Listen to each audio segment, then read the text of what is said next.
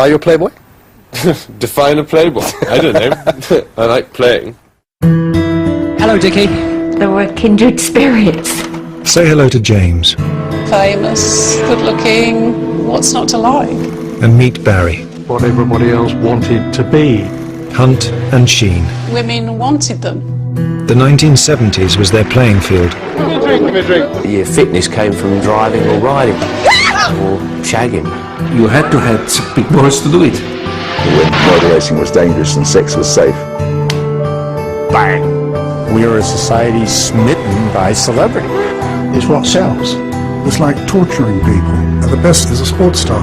Define a sports star. We at Nike amplify the voice of the athlete. I just jump in and give it answers, you know. Sex on a race morning. It would be hundreds in a year. Wow. Playboy was a masterpiece of understatement. When the race finishes, instead of chasing girls as we did in my day, now they go and say thanks to Vodafone. What are your immediate plans now? I should be getting drunk. I really want to go out and make my mark in the motorcycle racing world. But I don't want to make any marks on the circuit at the same time. As he was my brother, he was a little shit. Barry Sheene was born in London in 1950 to parents Iris and Frank. Barry was prone to asthma attacks which disappeared when he was allowed to do what he wanted. We lived where Dad worked, and there was a big yard at the back, and Barry learnt to ride a little bike there. You just want to get a level? Get a level now. So if I say shucks and fuck and all that sort of stuff... Oh dear. Well, I'll cancel it then. Can we rub that out? We can. Whatever the game was, whatever the sport was, he had to win, otherwise it was tears and anger for several days. So he obviously had that ingrained very early on. Educated at the exclusive Wellington Public School, James Simon Wallace Hunt was a gifted all-round athlete. His mother described him as a headstrong young man. It was on his mate's 18th birthday, and the treat was to go to Silverstone and see these racing cars. And he came back, said, I've been to Silverstone today, I'm going to be a racing driver and I'm going to be world champion. He hated school. He didn't think much of authority at all. I don't think he liked to be told what to do. James didn't like restriction or authority at school or anywhere else. That carried on probably till he quit racing, actually. The teenage Hunt worked numerous jobs to make the money to buy his first Mini Cooper racing car. His next step would be Formula 3. Sheene was a skilled mechanic by the age of 16, spending his summers loving life on the road as the motorcycling circuit travelled around Europe. He became involved with Dad building bikes and what have you, and Dad had riders that rode for him. And I think once he got to about teenage years, he said to Dad one day, let me ride one of the bikes, I'm sure I could do better than them. And so that's how it really, I think, it began.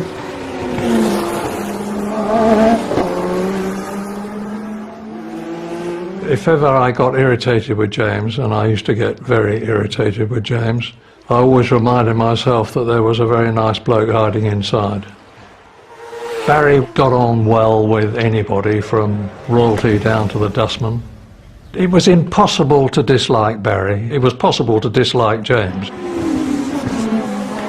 He crashed an awful lot, you know, that was his problem. 3 words: Hunt the shunt. James was a huge adrenaline man. If you sat on the side of his car before the Grand Prix, you would have think the engine was running, but the engine wasn't running. He was just rattling. He was just rattling the whole car. He would vomit frequently before races and occasionally during. We used to have a bucket for him to throw up into. The young Hunt's reckless approach did not amuse the motor racing establishment. Boxing commentators were more impressed. He wanted to stand back for a while, let him calm down, as several marshals and other drivers found to their cost. He's decked the flag marshal! James just knocked him down. Unbelievable! He wouldn't have caught me, I'll tell you, I wouldn't have been that close, I'd run away. He was volatile, let's put it like that. The young Sheene's progress was more serene. At 21 he was a Grand Prix winner. By 1974 Sheene had graduated to the elite class of 500cc motorcycling. Dad Franco was now his mechanic. Hunt found his patriarch in the unlikely shape of a lord of the manor. This private jet Ranger helicopter, piloted by a Vietnam veteran, ferries the ample frame of Lord Hesketh from the battlefields of Grand Prix racing. He was 24, 25 at the time, and I think he got bitten by the Formula One bug. Le Patron, as he likes to be called, inherited his title at the age of 5. My life's ambition is to win the World Championship. Alexander Hesketh had a large fortune and a low boredom threshold. He described Formula One as a flat bottle of champagne in need of a rather good shake. And I remember I arrived at Brands Hatch for the first meeting that James was going to be in, and his lordship and the rest of them were there with a Rolls Royce, champagne and caviar and all the fine things of life. And I thought, well, this is a bit of a rum do. Well, that's absolutely fantastic. We were all the sort of boring, hard-nosed professionals. He would turn up dressed all in white, and he would start in the pits with a glass of champagne to settle his stomach, as he put it. It has an atmosphere of the old-type Grand Prix teams, and I think that anything truly British deserves supporting. It was a sort of jolly wheeze to have a Formula One team. We don't want any pictures! We don't want any pictures! They had this playboy image. They needed someone to amuse Lord Hesketh, and James was the boy. So James was like their pet monkey to me, on a chain. That was the amusement for the Lord. Fantastic, Butler. The feeling among the professional teams was that if he could be made to concentrate on his talent and work seriously, he'd succeed. In his early days with Hesketh, he did far better than anyone expected him to. The Monkey and the Organ Grinder had their first podium finish in just their 9th race. Then at the Dutch Grand Prix in 1975, Hunt and Hesketh triumphed. A year later, Hesketh had departed almost as quickly as he'd arrived. Never had F1 been as much fun. Certainly without Hesketh, I was really on the way out in racing. My career was in a terrible state. He picked me up off the floor. As the press surround the couple, James Hunt introduces his fiancée, Susie. People like Barry Sheene and James Hunt, they started to become playboys. They started to become, if you like, stars over and above the sport. If you're a tabloid editor, you basically died and gone to heaven, haven't you? The emergence of Sheene and Hunt coincided with the rise and rise of the Red Tops, the tabloid press. At Brompton Oratory for a Grand Prix wedding. Hunt's wedding to model Susie Miller was national news. A girl in a million, says James. Colour television had arrived. Sports star had met celebrity. This marriage was built to last. He's not very well, does he? It was as hot as hot as hot. I definitely would have published the Max Mosley story. And they don't care about the consequences. All the very best. Thanks for talking to us. That's okay. Hello, Dickie. And back to Dickie in the studio. Hello, Barry. How are you, my son? Good luck. Come on, England! No, no, no, no! There is a huge appetite for exposing sports stars. A sports star has to be on their guard morning, noon and night. If our footballers are partying, they're in big trouble now. In the 1970s, James Hunt's latest liaison would have been reported first in the society pages. Today, the private lives of sports rich and famous are newsworthy events that can run and run. It started when we started paying our athletes these insane amounts of money, and that created this image of who they are and what they are and how important they are. Today's star footballers have been elevated to the status of demigods. What impression would you have of yourself? Wouldn't you think that you were somehow kind of special? We are a society smitten by celebrity, you know, whether it's good or bad. When I edited The Sun, I was more interested in celebrity I was very interested in kiss and tell, very interested in sex generally, I must be honest with you. When we stuck it on the front page, the sale went up. We live in this world of media which pays £5 million a year instead of the £250,000 that his talent is actually worth. You can't take that money and say, oh, I'm a completely private individual. Playing his football behind closed doors or for a pub, he can do whatever he likes. People want to know everything that the football stars do in the bedroom. That's the Brits. We love the private lives of everybody else. Well, I've certainly played a part in that, but obviously it's an editor or a publisher that decides what goes in the papers, and it's the public that decide what they want. If they don't want it, they don't buy it. Sport is massive for tabloids. Just look at John Terry. You'd be very surprised if you saw a big sports story and it was still just on the back page. You'd be astonished. So that has definitely moved, and the reason it moved is because the customer wanted it to move. You took the News of the World to court for gross invasion of privacy. What happened? I won. In 2008, the News of the World released pictures of Max Mosley engaged in sadomasochistic acts with 5 sex workers, alleging a Nazi role-playing game, which Mosley denied. But of course, the truth of it is that once it's out, there's no judge in the world can take it out of the public mind again. They want to sell their newspapers, so they publish this sort of thing in order to sell newspapers. They pretend that, he's pretending to be a family man, so we're going to expose his hypocrisy. It's nonsense. They're the ones who are hypocrites. I definitely would have published the Max Mosley story, yes. If any chief executive were found guilty of such, or it appeared in the papers, they wouldn't be around 2 minutes. Why does Mosley think that his actions are above the common thought process of reasonable people? They realise that they can sell newspapers with this sort of thing, so they do it. And they don't care about the consequences. Watching Mosley weeping about his lot in life, in which he's held this rather dark and disgusting secret, is one of the more laughable aspects. It's like torturing people. And the best is a sports star.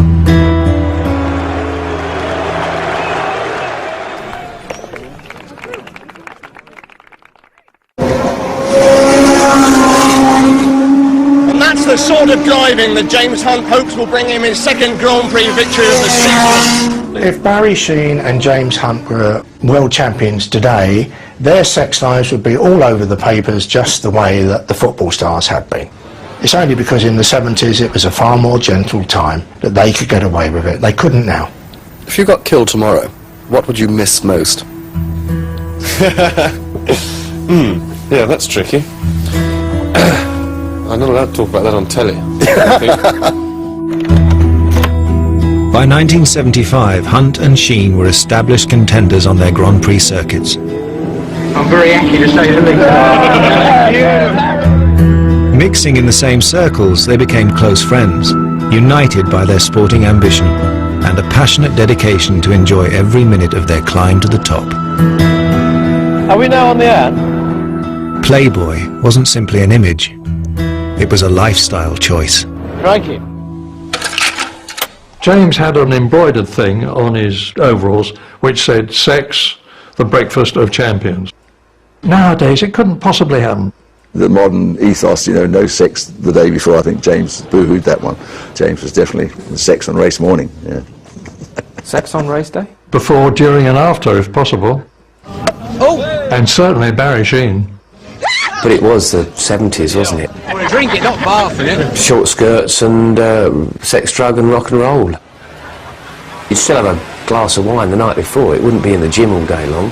Your fitness came from driving or riding or whatever you're doing, or shagging. And the spoils of victory to Barry Sheene. I've never been one of the guys who have been totally focused and very serious and just having racing in my life. I always thought I also have a life. And especially these two guys, they had a lot of life. I always thought also it's very important to have all this life but still succeed and still deliver. This was why these two persons was very big for me, because they delivered. Both been one of the greatest at the time, and still they didn't miss out anything. Hunt's legendary success with the opposite sex may have been underestimated. The latest unauthorized biography claims to have done the definitive piece of totting up. Total number of conquests? I worked it out about 5,000. And that's different ones. I don't think he was in Warren Beatty's class, but he was certainly the top Brit. Is it necessary to abstain from drink and sex in order to win? You have to abstain from drink because alcohol tires your body out, you see. Do you get tired of sex? No, nor do I. Well, there you go. Whether it was NAS stewardess, whether it was a girl organising the race meeting, whether it was the secretary of somebody you'd met, it was fair game, whatever. There was lots and lots, yeah, it would be hundreds in a year. And this was over what period of time? When did Stephanie get involved? This is how I first came to know who Barry was. Early in 1975, Barry Sheene's growing popularity attracted the attention of a documentary film crew. Half each side you can do this, and it's better really. Their mission was to capture a month in the life of motorcycling's young star. Hey, you send the contract through the post, okay? Yeah, I hope I win so I can get the extra 500,000. From Daytona International Speedway. The centerpiece of the documentary's filming was to be Sheene's appearance at the renowned Daytona circuit in America. Coming off the North Bank, and he said it's still damp down there. Is it? Yeah. Barry never made the start line. They were filming him testing at Daytona. Something had happened.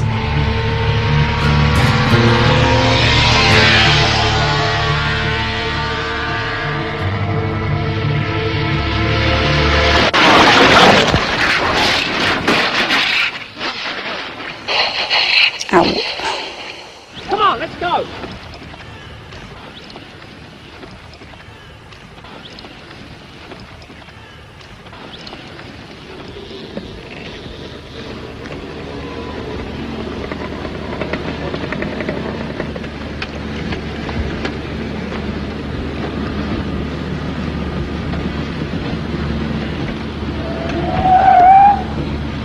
Oh, it doesn't look very well, does he?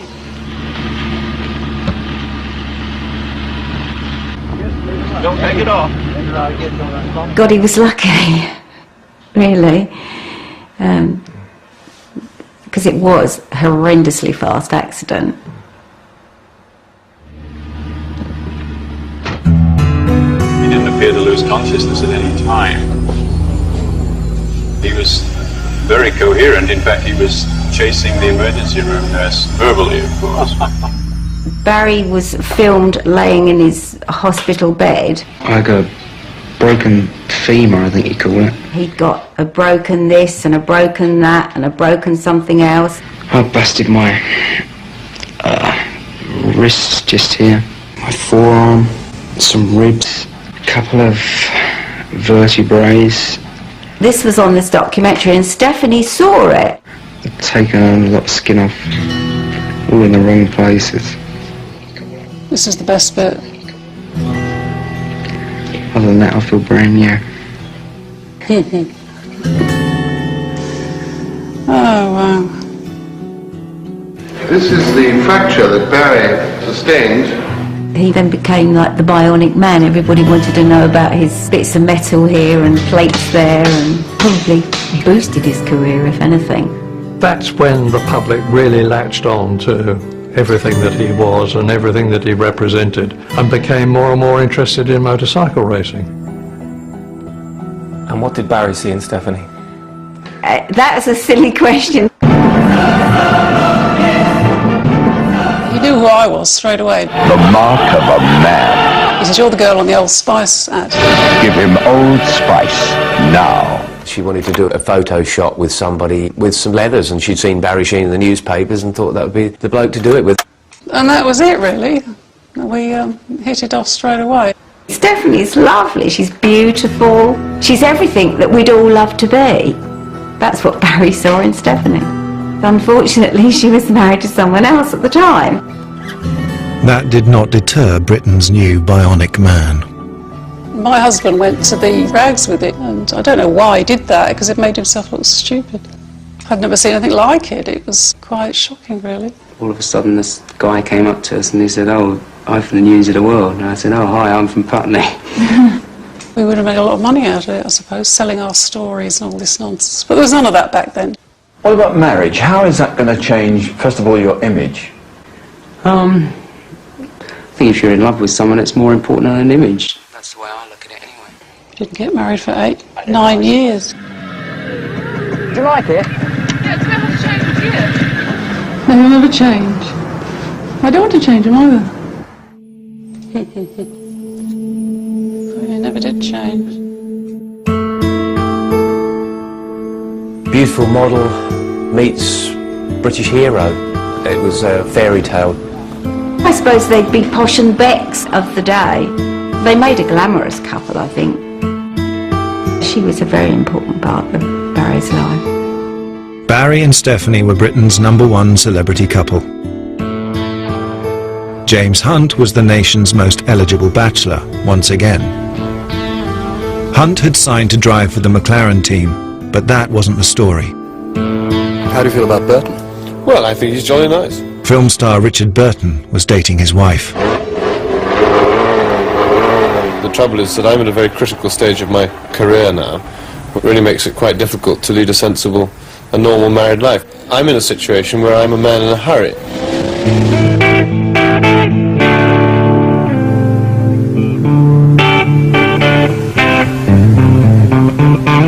It was a fantastic summer. It was the summer of '76. It was as hot as hot as hot. It never rained. The sun shone. The girls wore little clothes.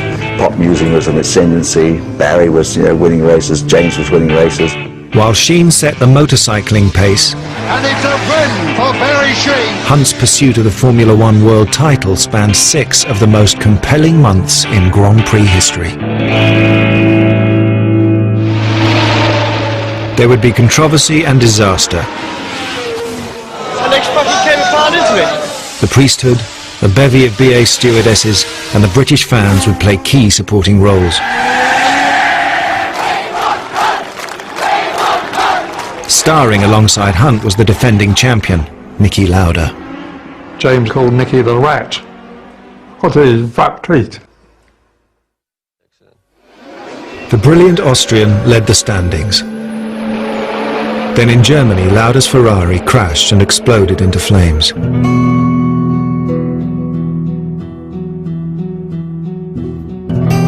Lauda was so badly burned he was given just a 5% chance of survival. The nurse asked me if I wanted priest, and I said, I couldn't say anything, so he didn't say one word to me, just came, gave me the last rites and left. My heart started beating again when I realized. This is a demonstration of how different these people are. I mean, Niki Lauda had had the last rites read to him because he was nigh unto death. 6 weeks after the event, he was back at Monza and he had to have a special crash helmet made, and when he took his helmet off it was full of blood. As James said, he was the only bloke that could get half his face burned off and come out better looking.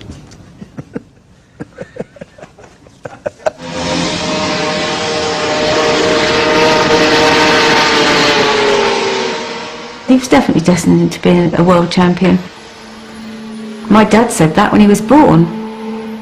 He told everyone he'd had a son who was going to be a world champion. Mr. Sheene's prophecy proved correct.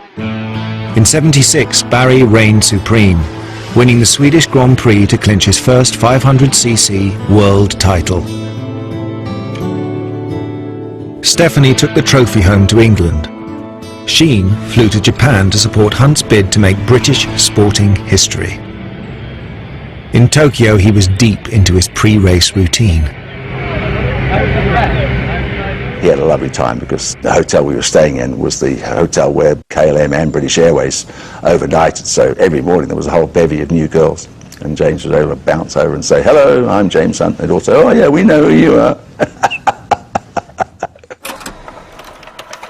You can't get up to much trouble in Japan. Just a few geisha girls or whatever, I suppose. Proper sporting preparation. Barry got sick and he was in bed for a day or two. Well, that's his story anyway. Hunt or Lauder? Fame changes everybody. Don't play with my line. Love a bit of trumpet. The quality of hell raising has gone down. James was arguing for no race. This vital race right after the break.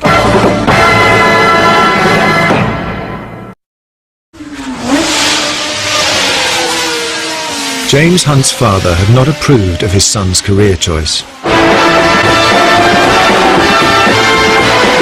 Good afternoon and welcome to the most memorable climax of a Grand Prix season for over 10 years. But in the early hours of Sunday, October the 24th, Mr. Wallace Hunt was eager to toast a world title triumph. How long have we got on the break? You want a swig, mate? What a good idea. This is the big one. It doesn't sound like my dad to carry a hip flask, so if he was, then he was definitely feeling the strain. The weather was absolutely appalling. The circuit was literally awash. Still suffering nightmares from his near-fatal crash, Niki Lauda wanted the race abandoned. So did James Hunt. It now emerges McLaren had to force their driver, on the brink of the world title, to go to the start line. Well, that's news to me. I hadn't heard that story, but it doesn't entirely surprise me. It was raining like mad, and James was on the safety committee of the Grand Prix Drivers Association. They were arguing for no race. And of course I was arguing we've got to have the race because we can't win the World Championship if we don't have a race. James is arguing for no race. No race. I didn't know that, but I'm not surprised to hear it because the course was suicidal. You know, it's easy when you're sitting on the grid to suddenly get a premonition, and you mustn't think about it. If something like that comes into your head, the first thing you've got to do is get rid of it. So what do you think got James to the start line in the end? Sounds like Tallwell did. One other incident played its part. Hunt needed a distraction from the mounting tensions. He found it. Patrick Head wandered into a garage by mistake, thinking it empty. He was surprised to find James Hunt inside with his racing overalls down round his ankles and a young Japanese girl kneeling in front of him. Hunt laughed when he saw him, but Head hummed and hawed and quickly left in a daze, not quite believing what he had seen. And they're off! At 4 p.m. in the gathering gloom, the Japanese Grand Prix began. 1 lap later, Lauda quit, calling the race suicide. James Hunt twitching, almost out of control. Shouldn't speak ill of the dead, but I was really annoyed with James because we had a sign that said cool tyres, and we showed this to him and he didn't react. In the end we were showing him nothing else, but he still did not respond. Why? I don't know. I never discussed it with him. I was so angry with him. It may not have been that easy to see a pit board every time, but equally, yeah, James being disobedient, what's new? With just 4 laps to go, Hunt finally obeyed team orders. Look at that right front tyre, no tread on it at all. And the other one is flat. The McLaren left the pit lane in 5th. Hunt needed to finish 3rd to be world champion. Hunt going past Alan Jones. That assures him of 3rd place. We were lucky, and so was he. Our new world champion, James Hunt, by just 1 single point. When he finished, he didn't realise that he'd finished 3rd and thereby had become world champion. Though his pit board had nothing on it but P3, 3rd, which is the right position. Give me a drink. Did we really win? Well, he did all that any sportsman could be asked to do. He didn't choke, and he delivered on the day. Having been a choker at times earlier in his career, he finally delivered in the toughest possible circumstances. Soon after the race, we managed to get James Hunt on the line from Tokyo. From half distance onwards, I knew. James Hunt became Britain's 6th Formula One world champion. Well, the family celebrations have actually started, have they not? somehow or another I think we'll have a rather more eventful Sunday than we usually do. To half the world it probably meant that this is terrific. To the other half, well, God, what's he going to do, frankly? And can I just finally ask you, what are your immediate plans now? I shall be getting drunk. There's much more to being world champion than riding a bike. Very tired and somewhat hungover, thank you very much. What was the party like? It was long, but good. Britain's Sports Personality of the Year for 1976 was ice skater John Curry. His Olympic gold medal attracted the purest vote. Thank you. The world of celebrity awaited Hunt and Sheene. He was the first of the glamorous world champions. There was George Best in football, and James Hunt in cars, and Barry in bikes, and they were the three, weren't they? Long-haired, good-looking womanisers. In fact, my sister dated James for about 3 weeks, and one of her friends said to her, "You and your sister are going out with the 2 fastest men in Britain." Oh, it was a big honour to be on. This is Your Life. This Is Your Life with Eamon Andrews. And Barry Sheene, MBE, tonight, This Is Your Life.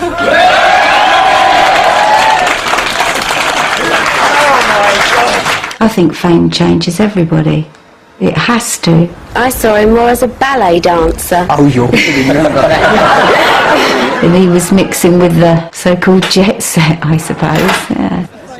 Former Beatle George Harrison is a fan and a friend. George Harrison came along to watch the racing 76, 77. Oh, George, is it? Yeah. Great. They loved Barry Sheene. They liked the gung-ho world that he lived in.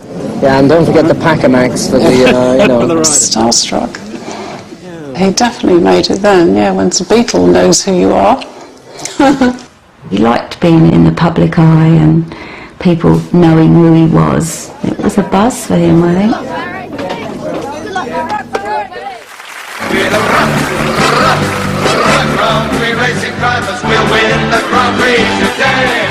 There was some kind of James Hunt night at the Albert Hall I went to once. You're very fond of blowing your own trumpet, aren't you? But again, he, like a duck to water, he played his trumpet in the Albert Hall and everyone loved it. I'm sure it wasn't that virtuoso, but it was good enough.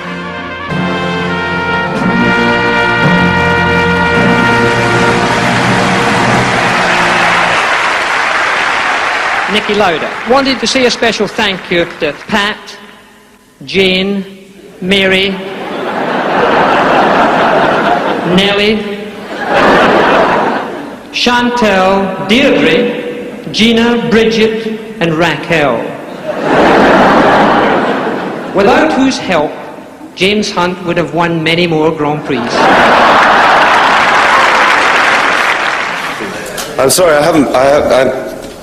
you have to excuse me if I break down. I haven't done it before, but I don't know that I can do it, quite honestly. His behaviour at times was outrageous and, deplorable.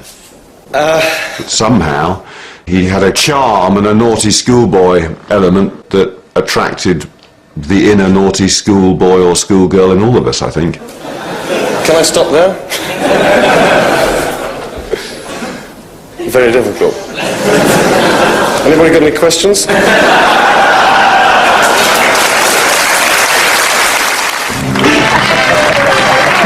Isn't everybody's idea in life is to have sort of fun with what they're doing, and they decided they were going to. I think the thing that attracted me most to Barry was Stephanie.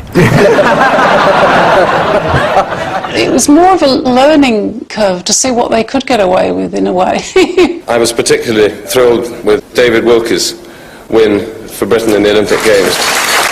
David has nothing to worry about from me in the swimming stakes. My swimming instructor once told me that I swam like a brick. At least I think that was what he said. Barry and James worked the circuit superbly. Mr. Barry Sheene. For both, it was about making every second count. because on every chat show, in every interview, one issue was never far away. What about crashing? What's the closest you've been to death? You've been nearer to death than I have. Yes. That could happen again. Yes. No, motor racing is a dangerous business, and I want to get my results, grab my money, and run before I get hurt.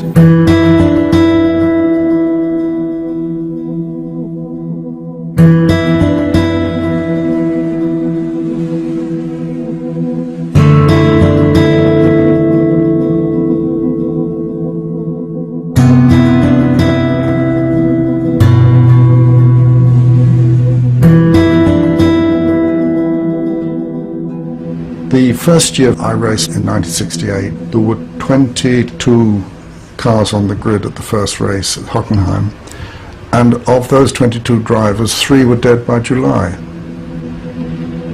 And that went all through the 70s. It was horrific.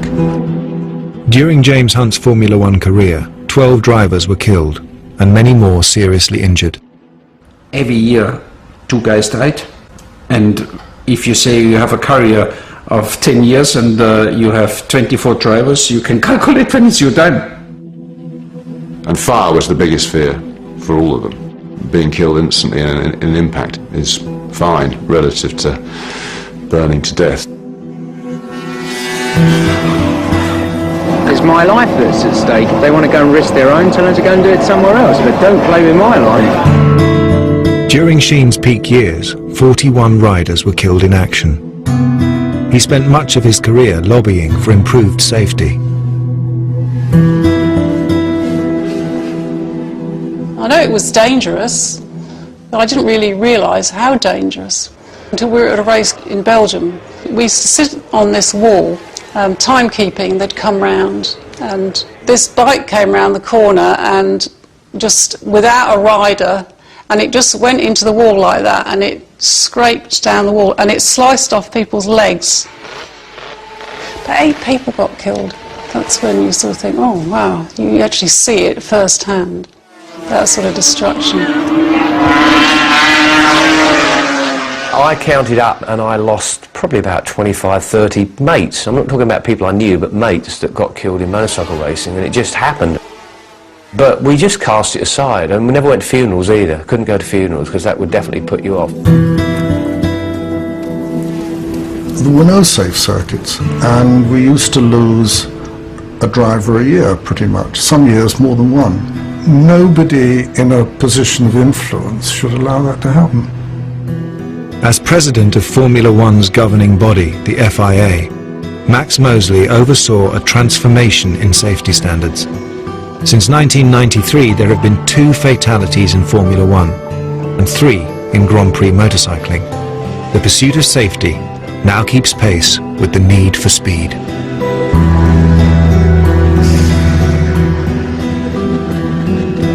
I personally feel that there's danger added to what we were doing. I think it's one of the reasons for doing it. Nowadays, of course, the risks are far less. I mean, it's really be very unfortunate for a person to be killed today. I don't think they could unless something from another car hit a person. There comes a point where if motorcycle racing isn't dangerous, then who's going to want to watch it? The whole ethos of the racing is that you're meant to keep it between the white lines, not hit the arm curve, because you'll get hurt. Now, you know, if you're a young hooligan, you can just charge into somebody and you just get out and walk off down the road feeling a bit sore. Safety's great, but I think it's vastly overrated.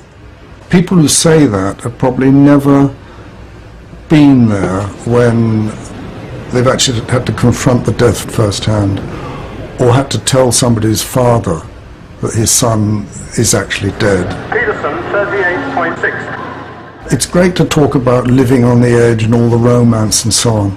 When somebody's actually dead, and you have to go to the funeral, and it usually would be a beautiful summer afternoon,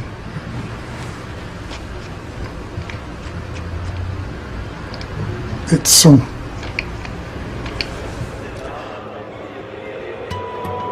can think of person after person after person. You can have a wonderful party with the people who got killed.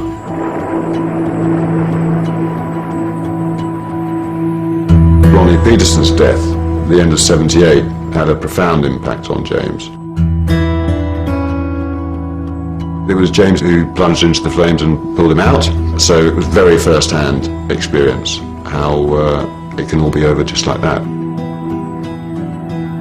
Hunt was blamed by some for causing the accident.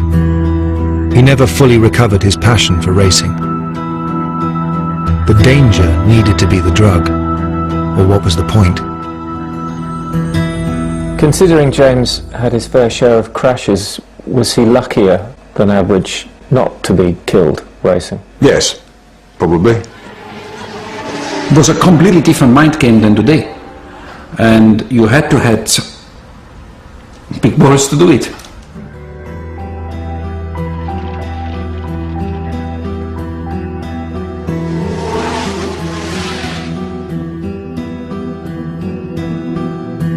I remember when murder racing was dangerous and sex was safe. Now it's the other way around. Sex is dangerous and murder racing is safe. They wanted the Playboy image. You couldn't get away with that now. Sports reporters had the secret. He produced lines of white powder. He had both of them. I can't hear you. Roll VTR. The relationship between sports star and journalist was much closer than it is today. Now just a minute, I haven't done my hair yet. I'm not ready to go on the telly. Today, the sports star is surrounded by their advisors, and over there are the journalists gaining access, by the way, but controlled access through the image that they want to give off. Why don't you join us? I can't hear a bloody word on site. It was a much closer friendship between people, and in a way I think they felt, the sports stars felt, that they could trust certain journalists. Today they might call it keeping your friends close and your enemies closer. James Hunt and Barry Sheene's working relationship with the media was rarely tactical. James, how much does this victory mean to you? 9 points, $20,000 and a lot of happiness. A degree of trust would guarantee access, sometimes to all areas. It all went very well. Feeling a bit sleepy? Yeah. You sore? Yeah. We still had a kind of agreement with the media to leave us our life in the way how we feel, even if it sometimes was a bit out of the frame. There was still a kind of respect, okay, that's private life. Sports reporters were considered very much part of the entourage. They had the secret. You know, the journalists got involved with what went on, and there was a bit of cash and brown envelopes floating around, you know, sex, drugs and rock and roll. There was a bit of drugs going on and stuff like that, but it wasn't reported because everyone was part of the scene. We were in Rio, and James said to me, do you mind if we stop at a friend's flat? So we stopped this very beautiful building, went to the top where there's this amazing penthouse flat, very nice man there. We all sit down, and he produced a block of polished marble. And he then laid out on the marble 3 lines of white powder. And James turned to me and he said, you don't want yours, Max, do you? And I said, no, I don't. And he had both of them, and the other man had the 3rd one, and then we went happily to the party. Did he ever go then to the start line under the influence? Be honest. I don't know, but it wouldn't astonish me. Everything depends on the finest judgment, particularly the lives of the other drivers, so it would be a very wrong thing to do, and maybe he never did. But? Who can be sure?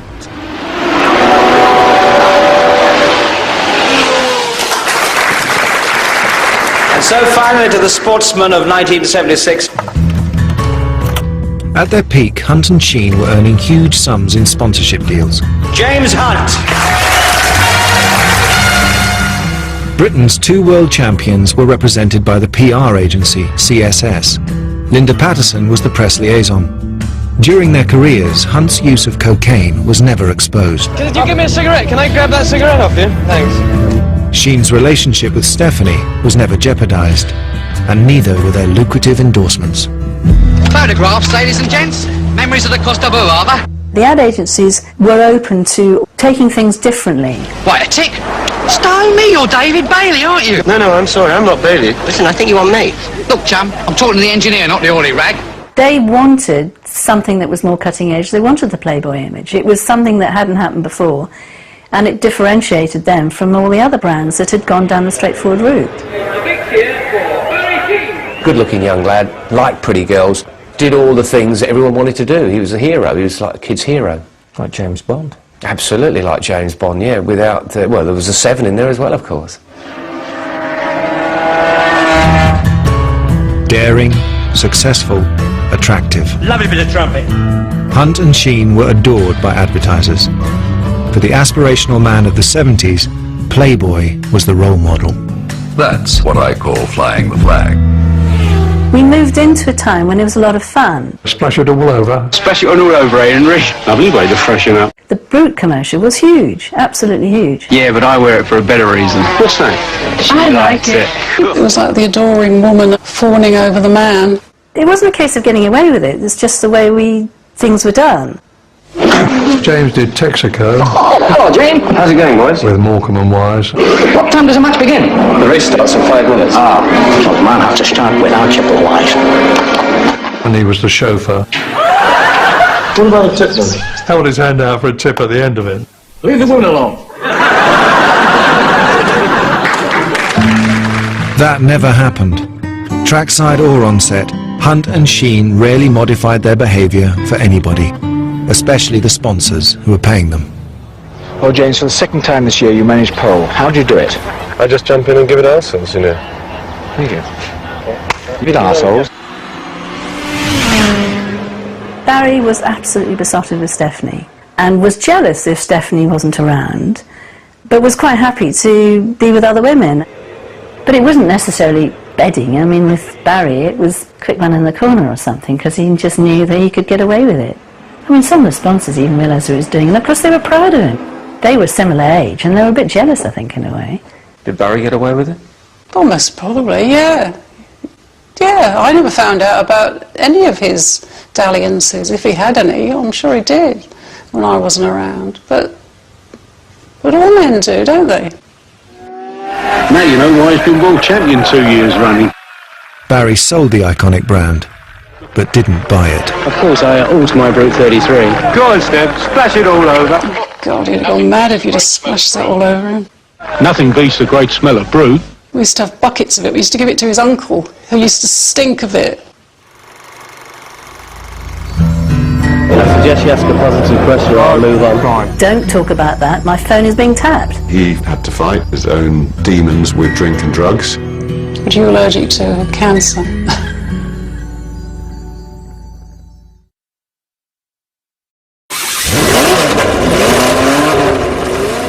I'd like to tell you about the Vauxhall range. What I really go for in today's Vauxhalls is their sleek new look. Sports marketing has come a long way since the 1970s. Why don't you take a Vauxhall for a test drive? Today, it's a global industry built on multinational brand names.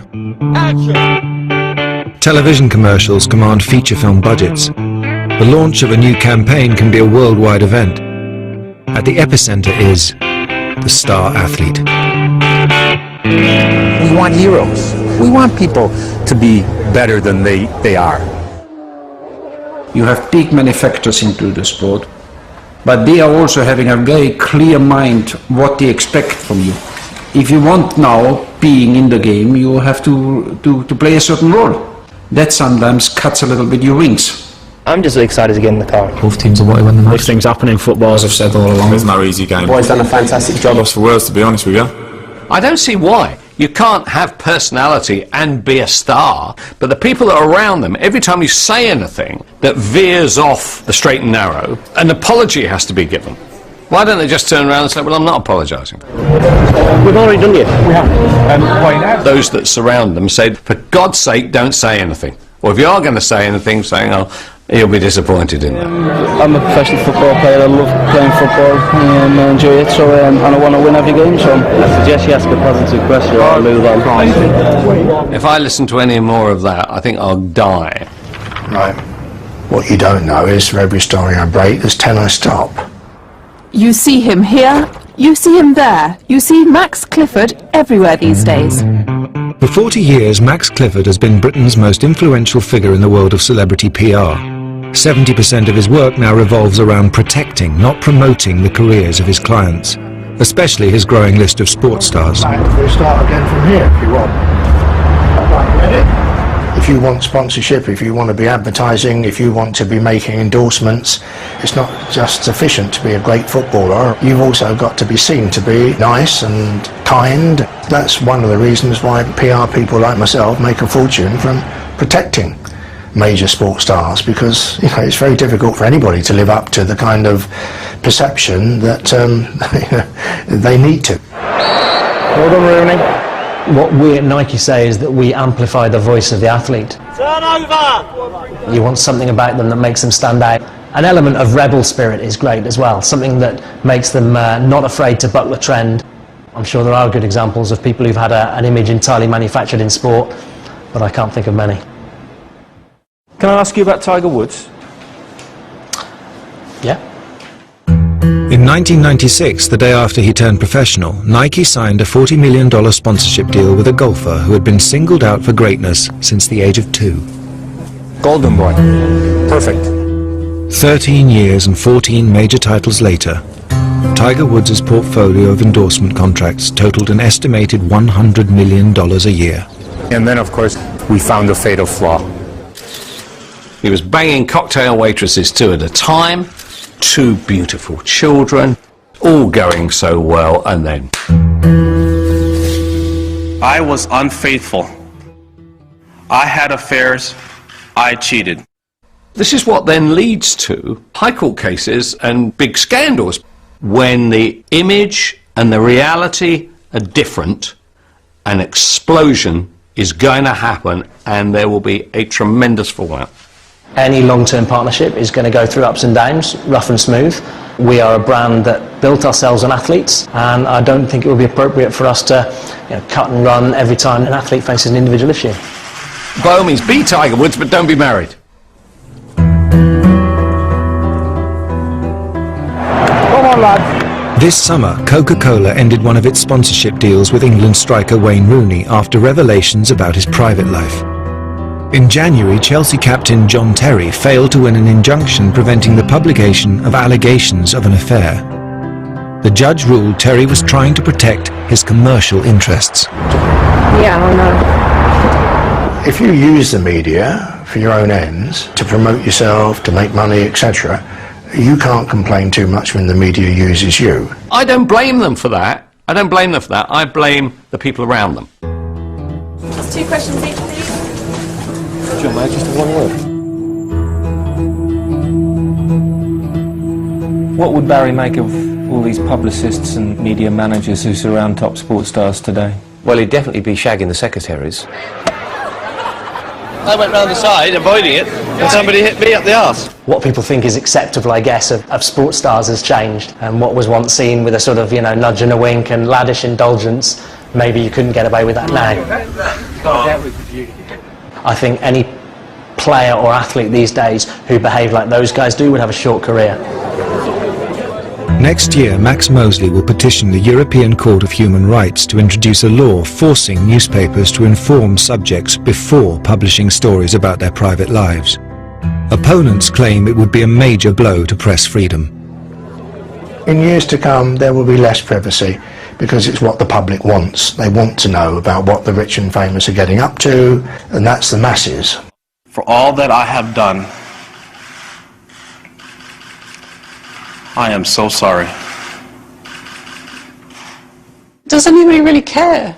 I mean, if I read something and it says that he shagged some girl whilst his wife was away or whatever, I just don't think anything of that. I just think, well, don't they all? James and Barry had no barrier around them. Happy birthday, James. Because they didn't want it. You're pulling the wrong pin. Hang on. Whereas the modern Formula One drivers, they have a wall, and that wall they won't go outside. The press love a character, and the public do too, that's interesting, not some faceless automaton that gets in the car and performs and gets out again with nothing to say. This is a race going on there, boy. It's a pity, but that's what you get when the money takes over. When the race finishes, instead of chasing girls as we did in my day, now they go and say thanks to Vodafone. Being as you've got a pretty face. Thank you.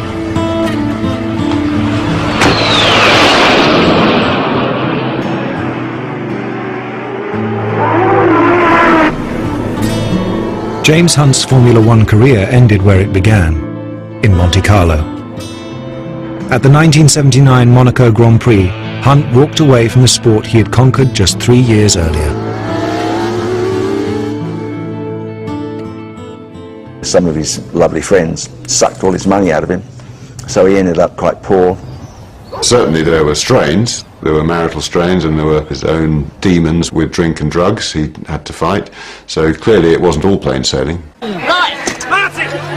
Barry Sheene's racing legend stretched to one final unforgettable chapter. Sheene was testing for the 1982 British Grand Prix at Silverstone.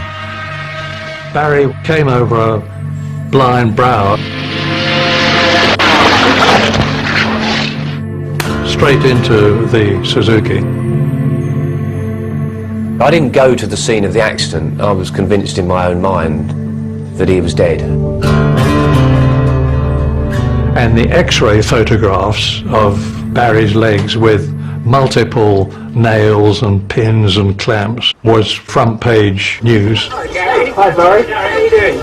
That was his thing, you know, bionic man. If you want to show us your legs in the cold, Barry, we'll be delighted to see them. Right, hang on, hold this, Wally.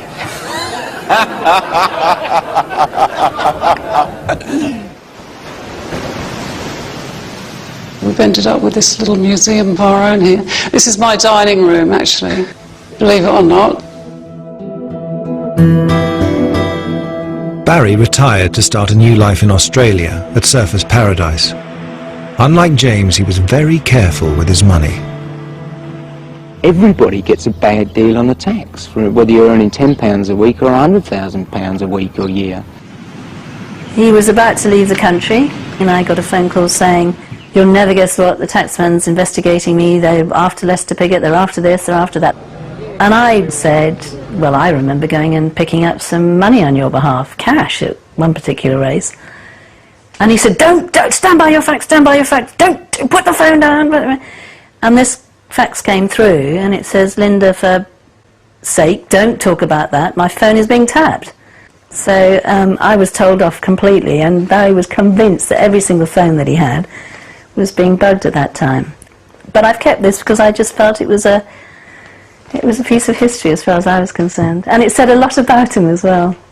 I'm terrified of dying because I'm having a jolly good time down here.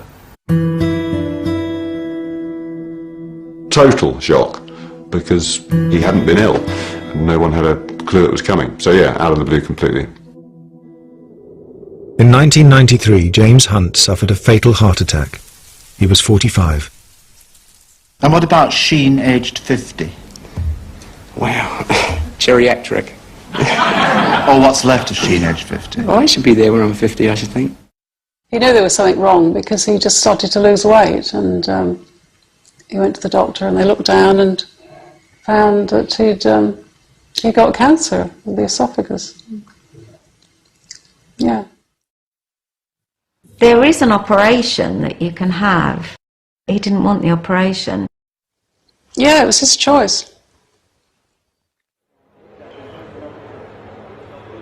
He always had a bit of a sense of humour, even when he went to hospital for the last time before he died. The nurse got him comfortable and she said, "Are you allergic to anything, Mr. Sheene?" And he said, "Yeah, cancer." What are you allergic to? Cancer. Barry Sheene died in 2003, aged 52. Would he have compromised who he was to reach the top today?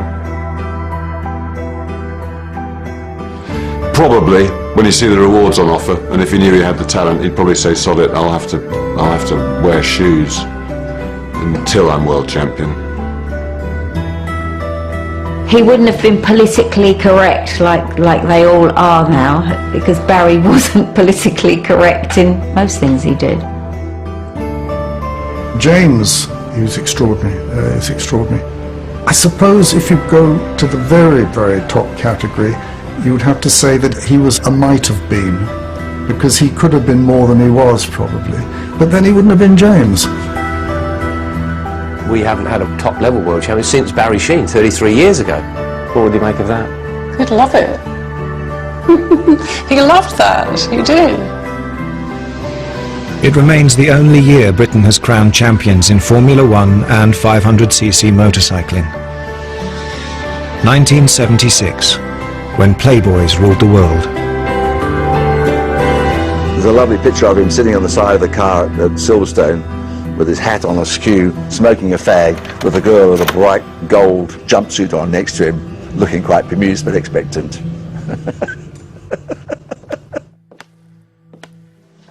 This fan here, I don't know whether you can see it, says Barry Sheene is a wanker, and he thought that was great, and so he had it framed. You have to have that sort of stuff just to remind you who you are every now and then. Let's hope you bring the championship back, Barry. Well, if I don't, it won't be for the lack of trying, I can promise you. Hello, Dickie. The reason the Hunts and the Sheenes endure is because they were real people, living real lives, and allowing us into them. Heroes, personalities, somebody that people like, somebody that people would like to be like. How do you do it? Big balls. The reason those characteristics have always been popular is that most of the rest of us would quite fancy to be a bit like that in our dreams, but we haven't got the nerve. From swashbuckling pirates right the way through, that's what most of us aspire to, and that's why it still works in the movies, it still works in books, and it still holds our attention.